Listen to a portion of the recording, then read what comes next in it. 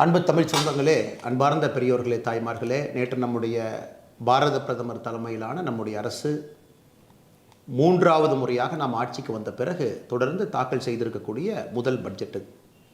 India முழுவதுமே பெரும் வரவேற்பை பெற்றிருக்கக்கூடிய அந்த பட்ஜெட் குறிப்பாக பெண்களுக்கு, குழந்தைகளுக்கு, நடுத்தர மக்களுக்கு, ஏழை மக்களுக்கு, விவசாய பெருமக்களுக்கு எல்லோருக்கும் கூட ஒரு சிறப்பு செய்வதாக அமைந்திருக்கிறது. இதை தாண்டி இளைஞர்களுக்கும் ஒரு பெரிய அளவில் பல திட்டங்களை கொண்டு வந்திருக்கின்றார்கள்.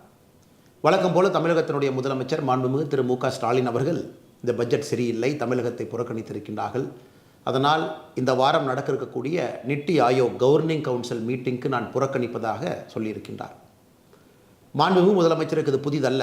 2022 நடந்த நித்தி ஆயோக் கவர்னிங் கவுன்சில் மீட்டிங்கிலும் கூட முதலமைச்சர்கள் பங்கேற்கக்கூடிய மீட்டிங் அது கவர்னிங் கவுன்சில். 2022 கூட தமிழ்நாடு முதலமைச்சர் மு க ஸ்டாலின் அவர்கள் பங்கேற்கவில்லை. 2023 நித்தி ஆயோக் கவர்னிங் கவுன்சில் மீட்டிங்கிலும் கூட தமிழ்நாட்டினுடைய முதலமைச்சர் பங்கேற்கவில்லை. 2024 நடக்க இருக்கக்கூடிய நித்தி ஆயோக் கவர்னிங் கவுன்சில் மீட்டிங்க்கு ஒரு புதிய சாக்குப்போக்கு காரணத்தை சொல்லி அங்கிருந்து நலிவுவிடலாம் என்கின்ற எண்ணத்தை அவர் வெளிப்படுத்தியிருக்கின்றார். உண்மையை சொல்ல வேண்டும் என்றால் தமிழக முதலமைச்சர் அவர்கள் நித்தி ஆயோக் மீட்டிங்க்கு சென்று தமிழக மக்கள் சார்பாக பேசி தமிழகத்திற்கு என்ன வேண்டும், நாம் எங்கே இருக்கின்றோம் என்று பேசுவதற்கு மிக முக்கியமாக வருடத்திற்கு ஒரு முறை இந்தியாவில் இருக்கக்கூடிய எல்லா முதலமைச்சர்களும் சென்று அமர்ந்து பேசக்கூடிய ஒரு மீட்டிங். இதில் பாரத பிரதமர் நரேந்திர மோடி அவர்களும் கூட பங்கேற்பார்கள், அவர் சேர்மன் என்கின்ற முறையில். மாண்புமிகு தமிழகத்தினுடைய முதலமைச்சர் திரு மு க ஸ்டாலின் அவர்கள் சொல்லியிருக்கக்கூடிய காரணத்தை யாரும் கூட ஏற்றுக்கொள்ள மாட்டார்கள். என்ன சொல்லியிருக்கிறாங்க? தமிழகத்தினுடைய பெயர் பட்ஜெட்டில் இல்லை. நாம் ஒரு விஷயத்தை புரிந்து கொள்ள வேண்டும் அன்பு சொந்தங்களே. இந்த தாக்கல் செய்யப்பட்டிருக்கக்கூடிய பட்ஜெட் என்பது 48,20,512 கோடி ரூபாய். இந்த 48,20,512 கோடியும் தமிழகத்தில் இருக்கக்கூடிய மக்களுக்கும் இந்தியாவில் இருக்கக்கூடிய எல்லா மக்களுக்கும் மத்திய அரசு கொடுக்க வேண்டும். அதுக்கு தான் இந்த பட்ஜெட். இந்த ஆண்டு முழுவதும் எப்படி இருக்கணும்? இதற்கு முன்பு யூபிஏ அரசு 10 ஆண்டு காலம் யூபிஏ அரசில் அவர்கள் போட்டிருக்கக்கூடிய பட்ஜெட்டில் தமிழகம் என்கின்ற வார்த்தை, தமிழ்நாடு என்கின்ற பெயர் எத்தனை முறை வந்திருக்கு? நிதியமைச்சராக பி சிதம்பரம் அவர்கள் பலமுறை பட்ஜெட்டை கொடுத்துருக்குறாங்க. எத்தனை முறை வந்திருக்கு? 2004-05 பட்ஜெட்டில் வரவே இல்லை தமிழ்நாடு என்கின்ற பெயர். 2005-06 தமிழ்நாடு என்கின்ற பெயர் வரவே இல்லை. 2006-07 தமிழ்நாடு என்கின்ற பெயர் வரவே இல்லை. 2007-08 54 கோடி ரூபாய் என்கின்ற மொத்த அடிப்படையில் 2 முறை தமிழகத்தினுடைய பெயர் இருந்துச்சு. 2008-09 ஒரு முறை தமிழகத்தினுடைய பெயர் 300 கோடி ரூபாய்க்கு இருந்துச்சு. 2009-10 தமிழகத்தினுடைய பெயர் இல்லை. 2010-11 ஒரு முறை தமிழ்நாடு என்கின்ற வார்த்தை இருந்துச்சு, 200 கோடி. 2011-12 இல்லை. 2012-13 இல்லை. ஸோ மொத்தமாக 13-14 ஒரு முறை 7,500 கோடி. மொத்தமாக 10 ஆண்டுகளில் தமிழகம் என்கின்ற பெயரை பயன்படுத்தி சிறப்பு நிதி அந்த திட்டத்திற்காக ஒதுக்கி இருப்பது 8,054 கோடி ரூபாய். யூபிஏவுடைய 10 ஆண்டு 2004 14. நாம் ஆட்சிக்கு வந்த பிறகு நம்முடைய வேறு பட்ஜெட்டில் தமிழகம் என்கின்ற வார்த்தையை 2014-15 பட்ஜெட்டில் 2 முறை பயன்படுத்தி இருக்கின்றோம், 129 கோடி. 2015-16 ஒரு முறை பயன்படுத்தி இருக்கின்றோம், 2,021 கோடி. 2021-22 ஒரே நேரத்தில் தமிழகம் என்கின்ற பெயரை பயன்படுத்தி 1,03,000 கோடி ரூபாய். குறிப்பாக தமிழகத்தினுடைய சாலை விரிவாக்கத்திற்காக 1,03,000 கோடி.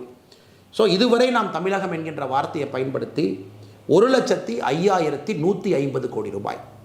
ஸோ உண்மையை சொல்ல போனால் இந்த 48,20,152 கோடி ரூபாய் எல்லா மாநிலத்துக்கும் வரும். ஒரு பட்ஜெட்டில் எல்லா மாநிலத்தினுடைய பெயரையும் அவர்கள் சொல்வது கிடையாது. எல்லா மாநிலத்துக்கும் அது வரும். ஏதாவது ஒரு பெயர் மாநிலத்தினுடைய பெயரை ஒரு தமிழ்நாடு என்கின்ற பெயரை சொல்லியிருக்கக்கூடிய காலகட்டம் 2021-22 1,03,000 கோடியில் வேறு மாநிலத்தினுடைய பெயர் இருக்காது. ஆனால் இதையெல்லாம் ஒரு சாக்குப்போக்கு காரணமாக எடுத்துக்கொண்டு நான் நித்தி ஆயோக் கவர்னிங் கவுன்சில் மீட்டிற்கு செல்ல மாட்டேன் என்று முதலமைச்சர் சொல்வதை யாரும் கூட ஏற்றுக்கொள்ள மாட்டார். ஸோ இப்படி பேசக்கூடிய முதலமைச்சர் அவர்கள் யூபிஏ கூட்டணியில் இருந்த பொழுது தமிழகம் என்கின்ற பெயரை பயன்படுத்தி யூனியன் பட்ஜெட்டில் அதற்காக ஒதுக்கி இருப்பது 8,054 கோடி.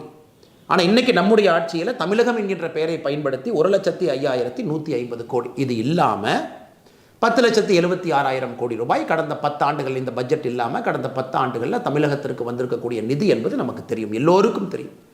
அதனால் முதலமைச்சருடைய இந்த முதல் பொய்யை உங்களுக்கு தோலுரித்து காட்ட வேண்டும் என்று நாங்கள் விரும்புகின்றோம். தமிழகத்தை எப்பொழுதும் பாரத பிரதமர் நரேந்திர மோடி அவர்கள் புறக்கணிக்கவில்லை, புறக்கணிக்க போவதும் இல்லை. உதாரணத்துக்கு இந்த பட்ஜெட்டில் குஜராத் பேர் இல்லை, இந்த பட்ஜெட்டில் கர்நாடகாவினுடைய பேர் இல்லை, இந்த பட்ஜெட்டில் மகாராஷ்டிராவினுடைய பேர் இல்லை, இந்த பட்ஜெட்டில் பாரதிய ஜனதா கட்சி ஆளுகின்ற மாநிலத்தினுடைய பெயர் இல்லை. அதுக்கு என்ன காரணம்? அந்த மாநிலத்திற்கு செல்ல வேண்டிய நிதி இந்த 48,20,512 கோடி ரூபாயில் போயிடும். அதனால் 2 மாநிலத்தினுடைய பேரை மட்டும் சொல்லிட்டாங்க, எங்கள் மாநிலத்தினுடைய பேரை சொல்லலை, அதனால் எங்களுக்கு நிதி இல்லை என்று சொல்வதை எப்படி சொல்கிறதுங்க? கல்யாணத்துக்கு போயிட்டு சீப்படித்து ஒழிச்சு வச்சுட்டா கல்யாணம் நடக்காது என்று சொல்வதை போல தமிழகம் என்கின்ற பெயரை பட்ஜெட்டில் சொல்ல, அதனால் தமிழகத்திற்கு நிதி வராது என்கின்ற பொய்யை முதலமைச்சர் அவர்கள் சொல்லிக் கொண்டிருக்கின்றார். இதை தாண்டி தமிழகத்திற்கும் இந்தியாவிற்கும் இந்த பட்ஜெட்டை பொறுத்தவரை பல முக்கியமான சிறப்பம்சம் வாய்ந்த திட்டங்களை பிரதமர் அவர்கள் கொடுத்துருக்கிறாங்க. அதற்கு முன்பு நாம் ஒரு விஷயத்தை புரிஞ்சுக்கணுங்க.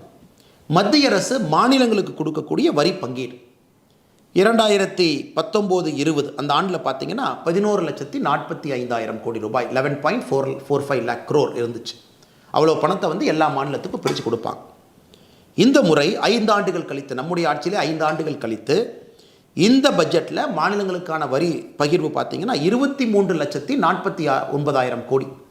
அப்படி பார்த்தீங்கன்னா கிட்டத்தட்ட நம்முடைய ஆட்சியில் 5 ஆண்டுகள்லேயே கிட்டத்தட்ட நாம் 2 மடங்குக்கு மேலே மாநிலங்களுக்கு கொடுக்கக்கூடிய வரி பங்கீடு அதிகப்படுத்தி இருக்கின்றோம். போன பட்ஜெட்டில் மாநிலங்களுக்கு கொடுக்கக்கூடிய வரி பங்கீடு என்பது 20,99,000 கோடி.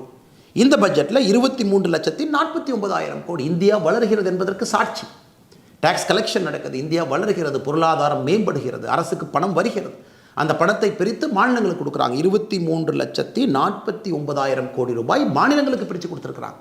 அந்த பணம் வரும். தமிழக அரசு தன்னுடைய பட்ஜெட்டில் அந்த பணத்தை அக்கௌண்ட் பண்ணி தமிழக அரசு செலவு பண்ணுவாங்க. அப்போ தமிழகத்தை புறக்கணித்திருக்கின்றார்கள் என்ற அர்த்தமா?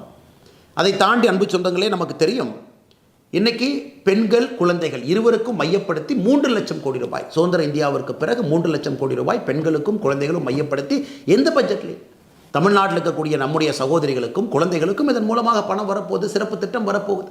இது எல்லோரும் அறிஞ்சது. இன்றைக்கி மிக முக்கியமாக அமைப்பு சார், அதாவது ஆர்கனைஸ்ட் எம்ப்ளாய்மெண்ட்டில் இன்றைக்கி புதிதாக வேலைக்கு செல்லக்கூடிய யார் வேலைக்கு சேர்றாங்களோ 1 மாத சம்பளத்தை மத்திய அரசு 3 இன்ஸ்டால்மெண்ட்டில் அந்த கம்பெனி கொடுக்குறாங்க, ஊக்குவிப்பதற்காக, வேலைவாய்ப்பை ஊக்குவிப்பதற்காக.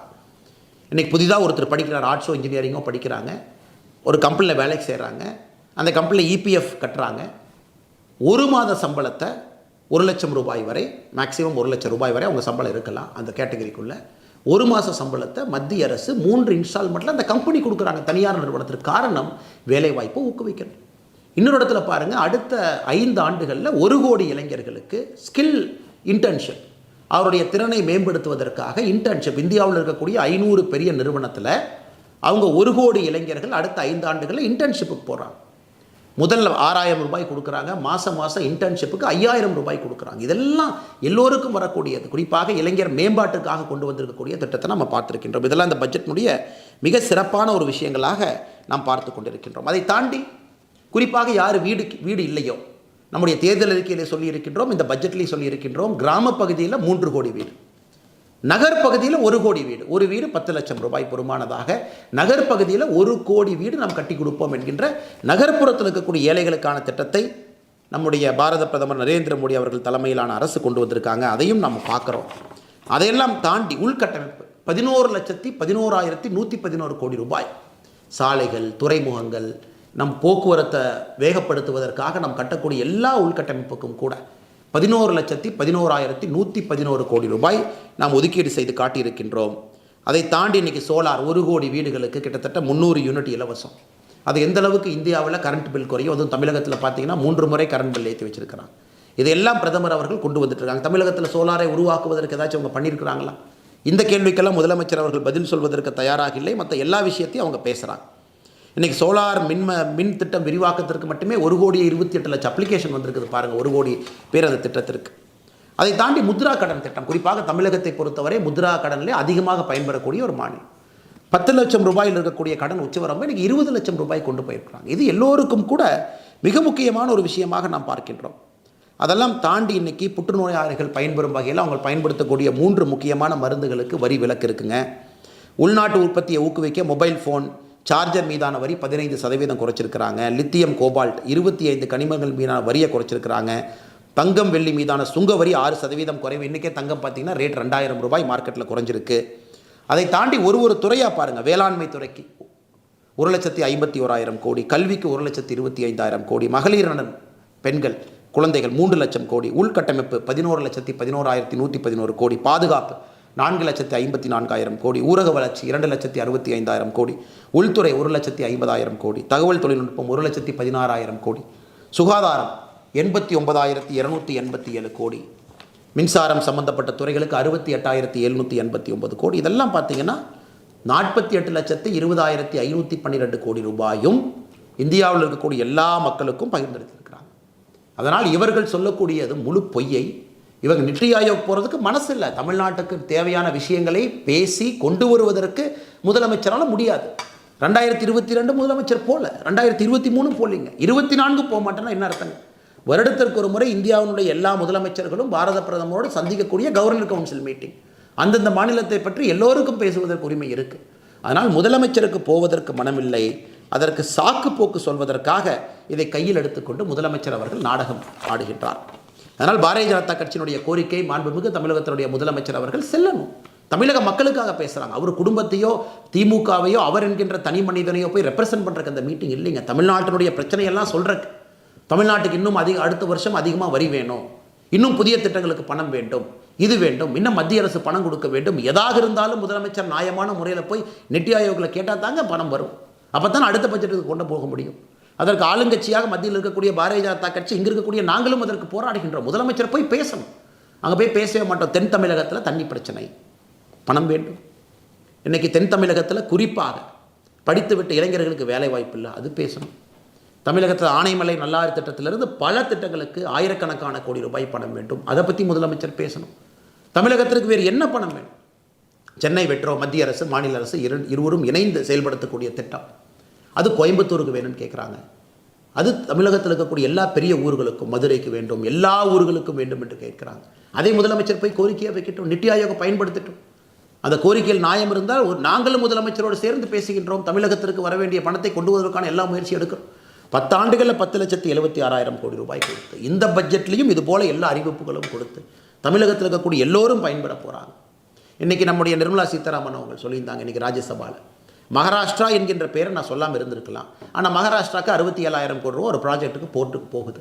அதனால் ஒரு மாநிலத்தினுடைய பெயரும் நான் சொல்ல வேண்டும் என்கின்ற அவசியம் இல்லை. மாநிலத்தினுடைய பெயரை சொல்லவில்லை என்றாலும் கூட அந்த பகிர்மான நாம் கட்டியிருக்கக்கூடிய அந்த வரி என்பது எல்லோருக்கும் வரப்போகுது. அதுக்கு தான் அந்த பட்ஜெட்டினுடைய டோட்டல் காஸ்ட் 48,20,512 கோடி ரூபாய். இந்திய அரசியல் வரலாற்றில் அதிகமாகிட்டே போகுது. மாநிலத்திற்கு வரக்கூடிய நிதி பகிர்மானமும் ஒரு பக்கம் அதிகமாகுது. 2019-20க்கும் 24-25க்கும் 2 மடங்குக்கு மேலே அதிகமாகிருக்கு. அதனால் இதை எதுவும் பேசாத முதலமைச்சர் தமிழகத்திற்கு 100 industrial city plug and pay மாடலில் வந்திருக்கு. அதையும் மத்திய அரசு ஊக்குவிக்கிறாங்க. தமிழ்நாடு உட்பட பெரும் நகரங்கள் அந்த 100ல் இருக்க போகிறாங்க. அது எதுவுமே பேசல, வீடு வரப்போகுது. அதனால் முதலமைச்சர் அவர்கள் தான் சொல்லக்கூடிய பொய்யை சொல்வதை நிறுத்திவிட்டு நித்தி ஆயோக் மீட்டிங்கில் ஆக்கப்பூர்வமாக தமிழகத்தினுடைய கருத்தை எடுத்து வைப்பதோடு மட்டும் இல்லாமல் தொடர்ந்து மத்திய அரசு செய்வதையெல்லாம் பொய்யை சொல்லி தனக்கு இருக்கக்கூடிய ஊடக பலத்தை பயன்படுத்தி அதன் மூலமாக மக்கள் நம்பிவிடுவார்கள் என்று முதலமைச்சர் அவர்கள் நினைப்பது முட்டாள்தனம். அதனால்தான் இந்த காணொலி தேவைப்படுகிறது. நேரம் கொடுத்து பார்த்தவங்கள் அனைவருக்கும் என்னுடைய நெஞ்சார்ந்த நன்றிகளை தெரிவித்துக் கொள்கின்றேன். நன்றி, வணக்கம்.